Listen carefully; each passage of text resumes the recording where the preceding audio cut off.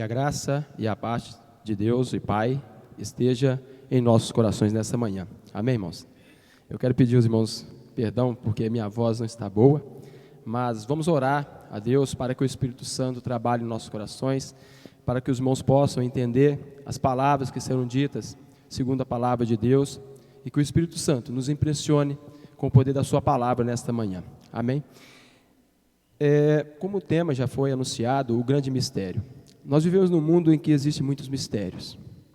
E se é mistério, eles devem ser desvendados. No livro de Deuteronômio, capítulo 29, versículo 29, fala que as coisas reveladas são para nós e nossos filhos. As que não são reveladas não nos pertencem. Mas, quando se fala de mistério, existem mistérios no mar, no céu, em que nós não conseguimos alcançar e não entendemos, muitas vezes.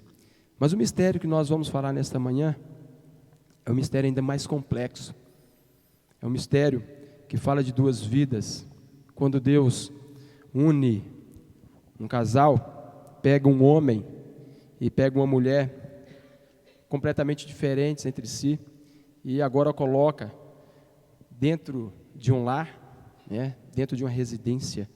E agora, no decorrer dos anos, aquele casal, eles vão se entendendo, vão entrando em comunhão para chegarem a um denominador comum. É um mistério ou não é? Realmente é um mistério. Nós não conseguimos entender. A palavra de Deus, vamos abrir a palavra de Deus, vamos deixar que a palavra de Deus nos fale aos nossos corações, no livro de Provérbios, capítulo 30. Provérbios, capítulo 30, os versos 18 e 19. O sábio Salomão, ele nos fala que há três coisas que são maravilhosas demais para mim. Sim, há quatro que eu não entendo: o caminho da águia no céu, o caminho da cobra na penha, o caminho do navio no meio do mar e o caminho do homem com uma donzela. Olha, nem mesmo Salomão conseguiu entender que teve quase 1000 mulheres. Ele não conseguia entender isso. E quem vai dizer de nós, né? Pela graça de Deus temos só uma, que maravilha, mas é um mistério. Antes de falarmos sobre casamento, eu quero falar para os irmãos chegaram e me viram ali de olho roxo, né? Não foi nenhum soco que eu tomei da minha esposa, viu, irmãos? Isso aqui foi um acidente de trabalho, né? E eu quero agradecer a Deus, louvar a Deus, porque eu estava de óculos, que se eu tivesse sem óculos tinha ido direto no meu olho, né? Eu bati contra uma madeira, aí escorregou e pegou abaixo do olho. Então eu quero agradecer a Deus por esse livramento. Mas, então nós vimos que o casamento ele é um mistério. E Paulo fala, grande é esse mistério. A palavra de Deus nos fala de um homem. Vamos abrir a palavra de Deus no livro 2 Reis, no capítulo 5. Capítulo 5, versículo 1. Eu quero testar aí a disponibilidade dos irmãos. Quem encontrou pode ler. Capítulo 5, versículo 1 de 2 Reis.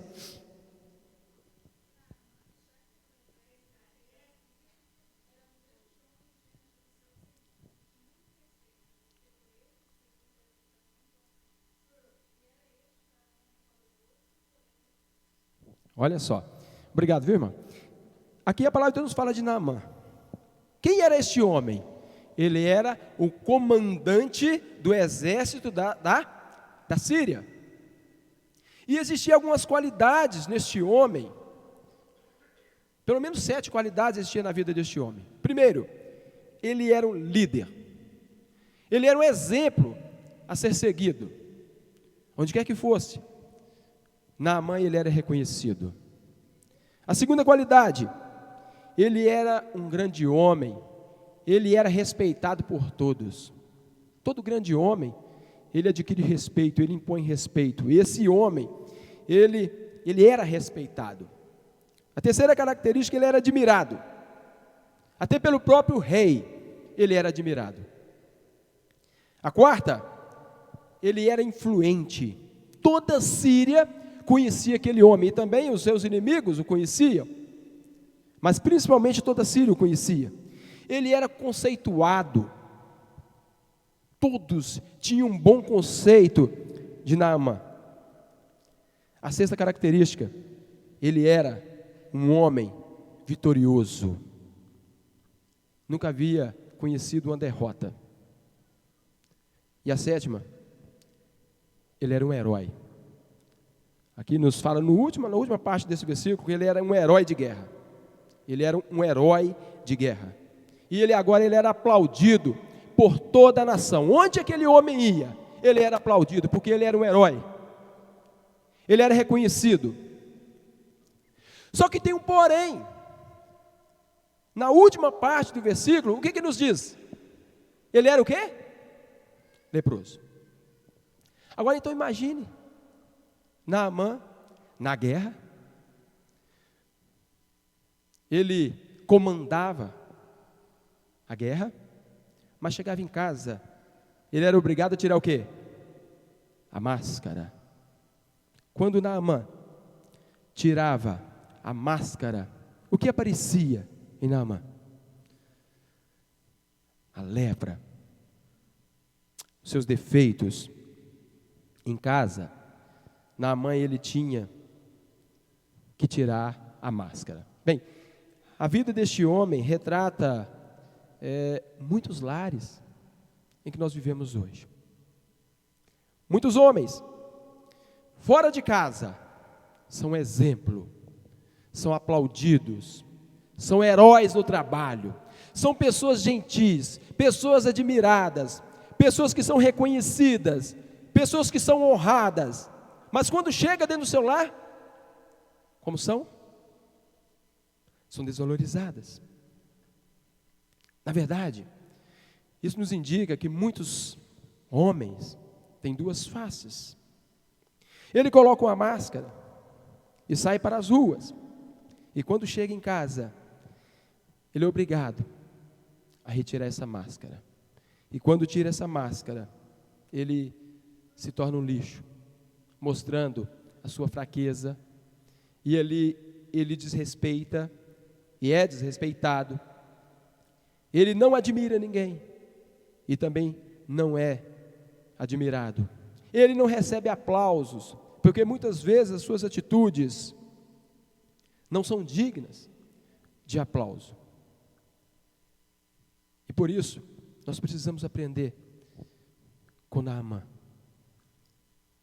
Não que devamos vestir ou colocar essa máscara na rua e em casa nós sermos pessoas diferentes, mas nós devemos aprender que onde devemos manifestar as características de um homem verdadeiro é exatamente dentro do lar. Bem, infelizmente, o que não acontece na maioria dos casamentos, nós vamos ler agora 2 versículos. Eu quero pedir uma irmã casada, que por gentileza leia Esther no capítulo 1, versículo 20.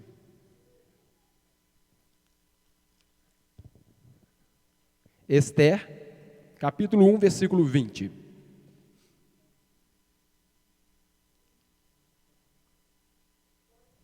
Só um minutinho, irmã, aguarda o microfone chegar. Obrigado.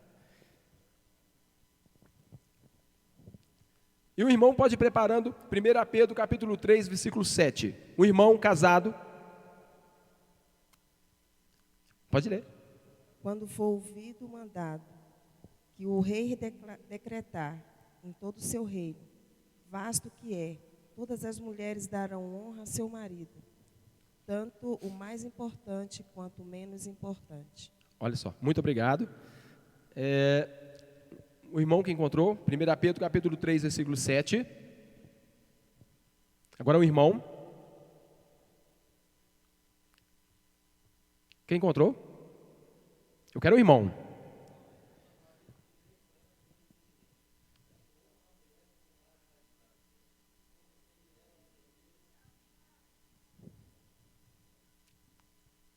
Pode ler de novo, irmão Toninho. Tá bom. Igualmente, vós, maridos, vivei com elas com entendimento, dando honra à mulher como o vaso mais frágil, e como sendo ela herdeira convosco da graça da vida, para que não seja impedida as vossas orações. Obrigado. Então, quando o marido não é honrado, olha só, no livro de Esté, capítulo 1, versículo 20, fala que todas as mulheres honrariam seus maridos. Então, quando o marido não é honrado pela esposa, e quando o homem não dá a devida dignidade para a esposa e o amor, o que acontece dentro do lar? Com certeza, a situação fica terrível ou insuportável. Vai ser mais ou menos assim, marido acusando a esposa de um lado, a esposa acusando o marido do outro, um desmotivando ao outro, e não existe mais cumplicidade, não existe mais respeito e muito menos admiração. Eu quero dizer que essa palavra, irmãos, é para nós, que já somos casados, aqueles que ainda não casaram, mas principalmente quando nós damos esse passo segundo a vontade de Deus, quando escolhemos companheiras ou companheiros da nossa fé que acredita num Deus a qual nós servimos. Porque quando escolhemos outro caminho, nós estamos fazendo como Balaão fez, seguindo o contrário às ordens divinas. E quem descobrir os mistérios do casamento, ele dominará a mais poderosa receita da felicidade. Bem, quem descobrir os mistérios do casamento, ele vai fazer um bem à humanidade. E quem descobrir os mistérios do casamento, ele vai resolver 90% dos problemas da humanidade. Os irmãos acreditam nisso? Amém? Eu também acredito. Sabeis por quê? Eu estava vendo hoje dados atualizados sobre divórcio no Brasil. Porque talvez você tenha 20 anos de casado, ou 30, e fala assim, eu estou tranquilo, né? Porque eu não vou passar por isso. Mas dados recentes mostram que pessoas com mais de 20 anos de casado estão se separando. Isso são dados. No ano de 2011, 45%, houve um acréscimo de 45% de separação e divórcio. Para termos uma ideia, no mundo, na Austrália, dos anos 60 para cá, quadruplicou o número de divórcios. Em Canadá e no Japão, 1/3 dos casamentos acabam em divórcio. Nos Estados Unidos, quando você se casa, você só tem 50% de chances de continuar casado. Na Grã-Bretanha, 4 em cada 10 terminam em divórcio.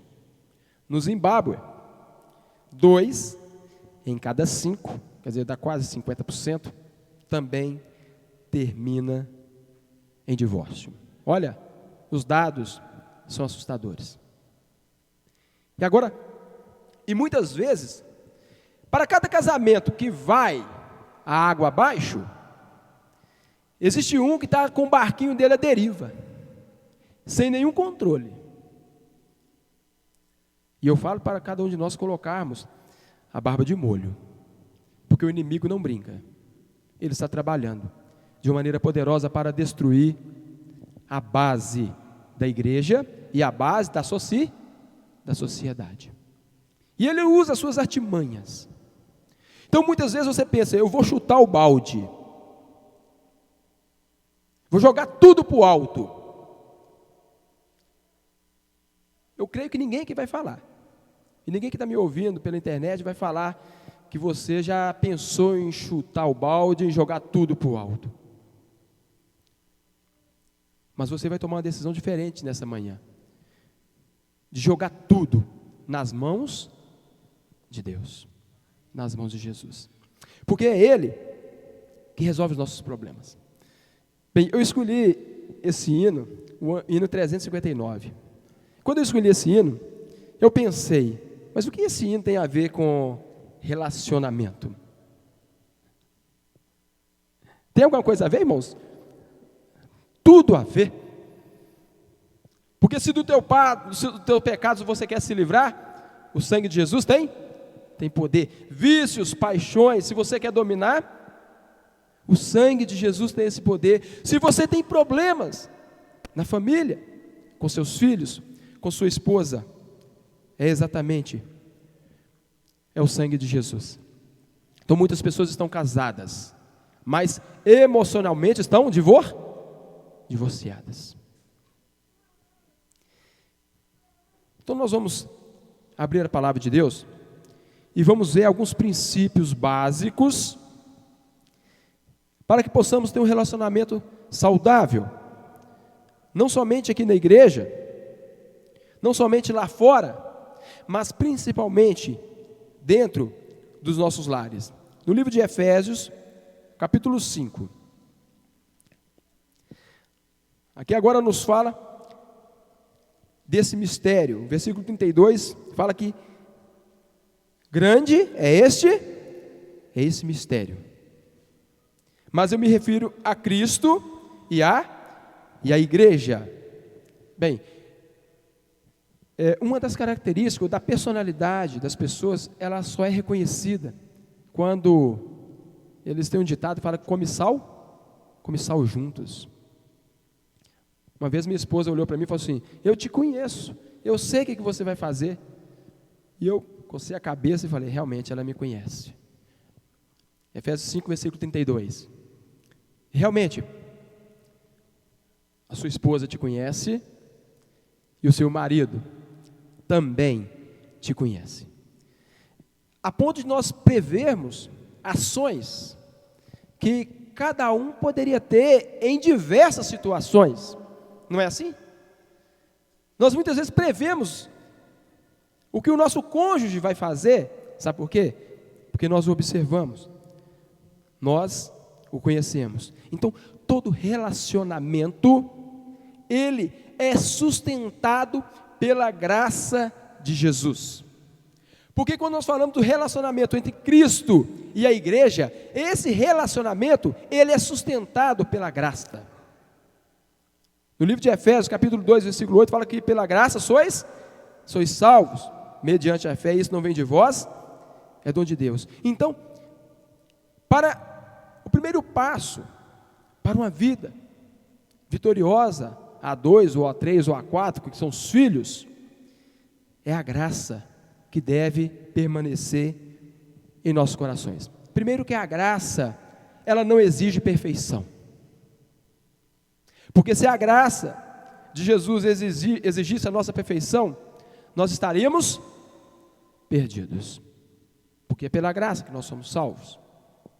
Então a graça de Jesus não nos exige perfeição. Mas ela nos ensina a lidar com imperfeições. Porque o que vem na nossa mente, primeira coisa, é uma pessoa perfeita, né? Um marido perfeito e uma esposa perfeita. Então, a graça, ela nos dá poder, nos dá forças para suportar as fraquezas das pessoas. A graça, ela nos faz caminhar aquela segunda milha que ninguém quer caminhar. E isso somente pela graça de Jesus. A graça de Jesus nos faz misericordiosos. A graça de Jesus nos faz compreensivos, nos faz mais amáveis, nos faz mais tolerantes. E é por isso, muitas vezes, que muitos lares estão à deriva, é porque falta tolerância. E quando falta tolerância, é porque está faltando a graça de Jesus em nossos corações. E essa graça, ela nos faz mais perdoadores. Porque quando recebemos essa graça, nós agora passamos a perdoar. Assim como está escrito lá no livro de Oséias, nós vimos a apresentação dos adolescentes há pouco tempo atrás, falando como Deus mandou Oséias pegar uma mulher, uma prostituta, mas cuidar dele. Aquele relacionamento só foi sustentado pela graça. Eu estou olhando para o irmão Kleber, porque ele foi o mentor desse trabalho com os adolescentes. Quando falou da pessoa de Oséias, um homem que ele tentava recuar mas agora, através da graça de Jesus, ele agora voltava e perdoava. Bem, para os homens, é um amor sacrificial, ou sacrificial. Efésios capítulo 5, versículo 25. O irmão, por gentileza, leia.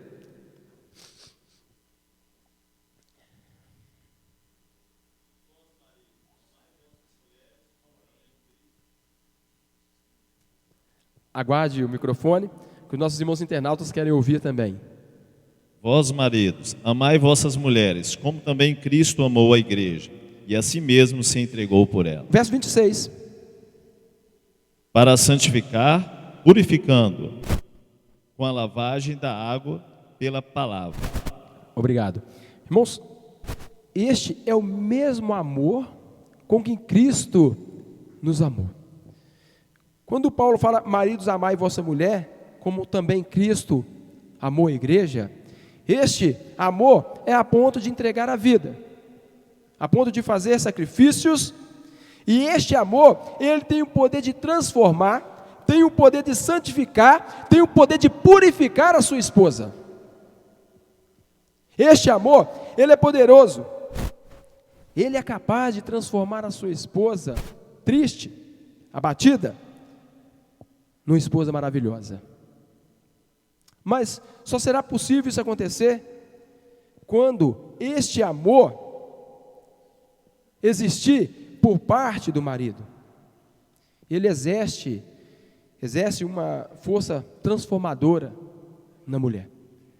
Quando a esposa, ela sente que é amada, ela sente que é desejada, ela sente que é querida, com certeza a vida dela será diferente. A mulher é o resultado do comportamento do marido. Os irmãos acreditam nisso? A mulher é o resultado do comportamento do marido. Os irmãos estão coçando a cabeça, mas será que é mesmo? É. Com toda certeza é.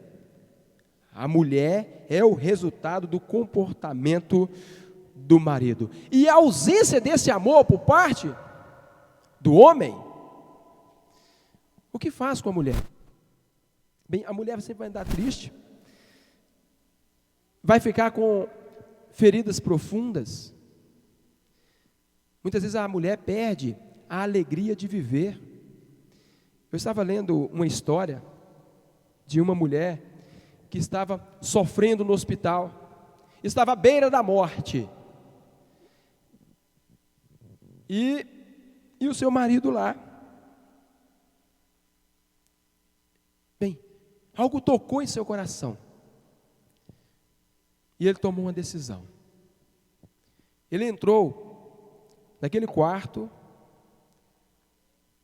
de enfermaria e se ajoelhou diante da sua esposa e falou para ela somente 3 palavras: eu te amo.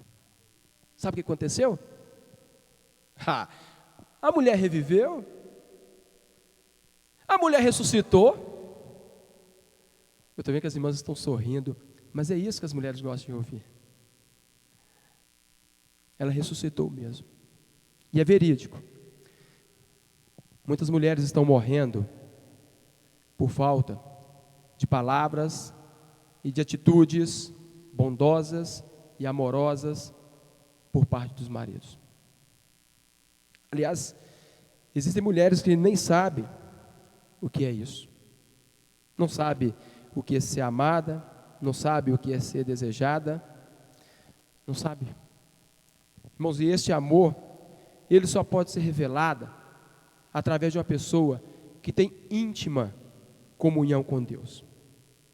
Porque quando eu falei que a mulher, ela é o reflexo das atitudes do marido, é porque se o marido mudar, Deus também tem o poder de mudar a esposa. Foi assim com Jacó.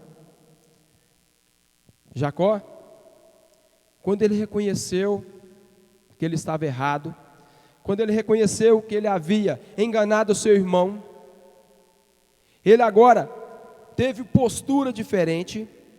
Ele viu a Deus face a face. No livro de Gênesis, no capítulo 32, versículo 30, fala que ele viu a Deus face a face e a sua vida foi mudada, a sua vida foi salva. Então, para que haja um relacionamento duradouro, para que haja um relacionamento afetivo, de amor, de companheirismo, de união, é só quando nós contemplamos a Deus face a face. Por isso que muitos lares estão destruídos. É porque os homens não estão contemplando a Deus face a face. Bem, Jacó ele reconheceu que estava errado. E quando eu reconheço que eu estou errado e mudo completamente o curso da minha vida, Deus tem o poder de transformar o coração da minha esposa. Amém, irmãos? E agora o papel da mulher. Agora eu quero uma irmã, né? Efésios 5, 22. Uma irmã, levanta, que o microfone já está indo. Esposa, obedeça ao seu marido como você obedece ao Senhor. Esposa, obedeça ao seu marido como obedece ao Senhor. Outra tradução fala: mulheres, sede submissas aos vossos maridos como ao Senhor. Sabe por quê a palavra de Deus manda os maridos amar? É porque é o contrário do coração do homem amar. Sabe por quê a palavra de Deus fala para as mulheres serem submissas? É porque é contrário. A tendência da mulher ser submissa. E isso vai em contrário com a nossa natureza. E é por isso que é difícil nós amarmos. E é difícil agora nós sermos submissas no Senhor. Os homens vão pensando que as mulheres têm que ser submissas em tudo, mas devem ser submissas no Senhor. E uma poderosa arma na mão das esposas é essa. E o marido só será transformado através dessa submissão incondicional. Olha, eu vou fazer isso, mas se você fizer isso, eu vou te amar. Eu te amo, mas você tem que fazer isso ou aquilo. Irmãos, não existe essa troca. Você ama. E se você não tiver o reconhecimento, você continua amando. E se, no entanto, esse amor não for correspondido, a palavra de Deus manda você continuar amando.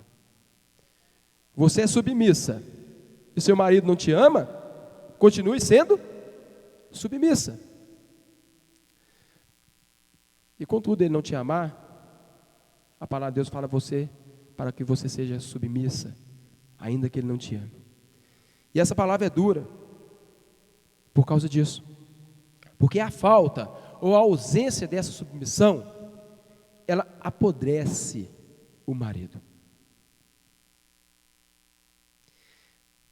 Bem, e agora a mulher entende que quem tem que mudar é ela, porque o marido é o resultado do comportamento da mulher.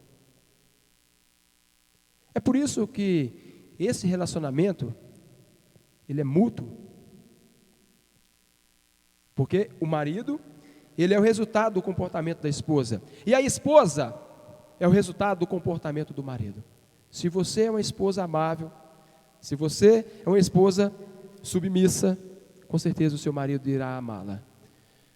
E marido, se você ama sua esposa, se você a trata com dignidade, se você a ama de todo o seu coração, com certeza você terá tudo com ela. E existe alguns segredos no livro do Evangelho de São Mateus, no capítulo 27, versículo 42.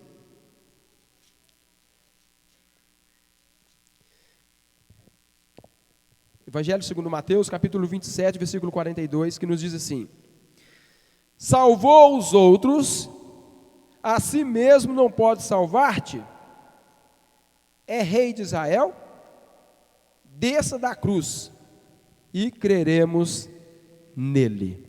Bem, o primeiro, ou um dos maiores segredos que nós devemos aprender, é não descer da cruz. Você já parou para imaginar se Jesus descesse da cruz aqui, o que aconteceria? Eu digo que eu não estaria aqui, e com certeza você também não estaria aí. E se você descer da cruz, quando se diz respeito a relacionamento, talvez você também não estaria aqui com a sua família. E nunca desafie a sua esposa ou seu marido. Se você é homem, faça isso ou faça aquilo. Ou se você tem coragem, você faça isso. Nunca desafie. Porque quantas vezes o homem ele é desafiado, ou a mulher é desafiada, o inimigo toma posse e faz coisas terríveis. Não saia da cruz. O outro segredo, Isaías, capítulo 53, versículo 7. 53, versículo 7. Ele foi oprimido e humilhado, mas não abriu a sua boca. Como o cordeiro foi levado ao matadouro, e como ovelha muda perante os seus tosqueadores, ele não abriu a boca. Como ovelha muda. O falar é prata, e o calar é o quê? É ouro. O homem fala, o sábio cala, e o ignorante discute. É assim no relacionamento. O homem fala, o sábio cala. Quando você vê discussão, você pode ver que são ignorantes. Porque quem discute são os ignorantes. E não pessoas que foram transformadas pela graça de Deus em suas vidas.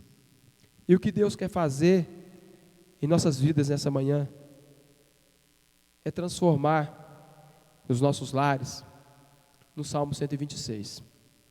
O Salmo 126 é o Salmo da família. Sempre quando,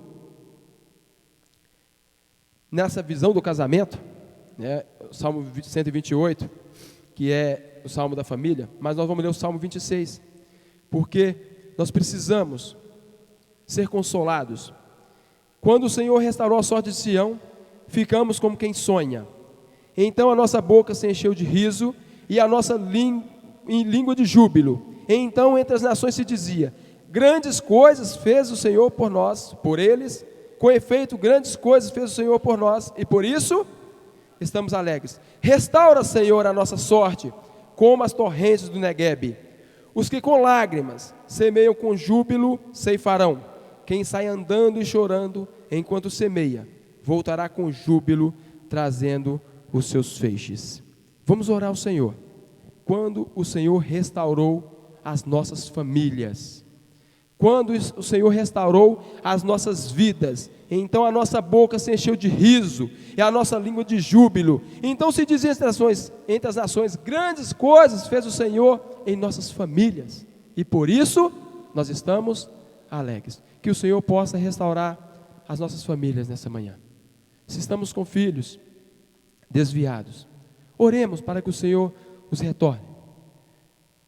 Se o nosso relacionamento está desgastado, que o Senhor tenha misericórdia de nós. E vamos renovar esse voto que fizemos diante do altar do Senhor e entregar a vida de nossas famílias, a vida de nossos filhos nas mãos do Senhor. Que o Senhor nos abençoe nessa manhã para isso. Amém.